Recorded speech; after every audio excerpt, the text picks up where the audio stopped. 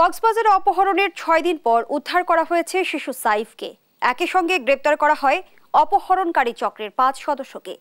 কক্সবাজার থেকে সহকর্মী সৌরভ দেবের পাঠানো তথ্য, ছবিতে ডেস্ক রিপোর্ট।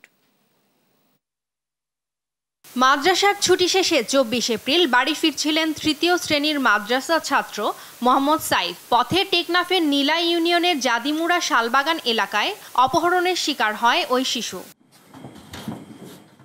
এরপর অপহরণকারী চক্র পরিবারের কাছে দাবি করে বিপুল পরিমাণ মুক্তিপণ।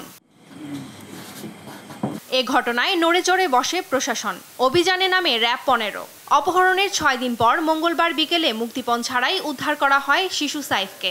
খুবই গুরুত্ব সহকারে অপহরণ বাণিজ্য এই জিনিসটা বন্ধ করার একটা প্রচেষ্টা চলমান রয়েছে। আমরা গত ১ বছর ধরে আমরা এটা নিয়ে কাজ করতেছি। তারা মুক্তিপণ চেয়েছিল, বাট মুক্তিপণ দেওয়ার আগেই আমরা এই ভিকটিমটাকে উদ্ধার করতে সক্ষম হয়েছি।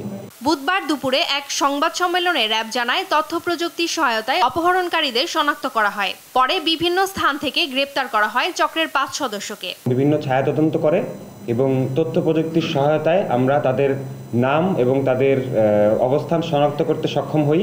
বিভিন্ন জায়গা থেকে এই চক্রের সর্বমোট ৫ জনকে আমরা আটক করতে সক্ষম হই। গ্রেপ্তারকৃতরা হলেন টেকনাফের জাদিমুড়া এলাকার সাব্বির, আব্দুল্লাহ, কামাল, নয়াপাড়া শালবাগান রোহিঙ্গা ক্যাম্পের হাসান, সদর উপজেলার নাজিরপাড়া এলাকার সেলিম। নিউজ ডেস্ক, দেশ টিভি।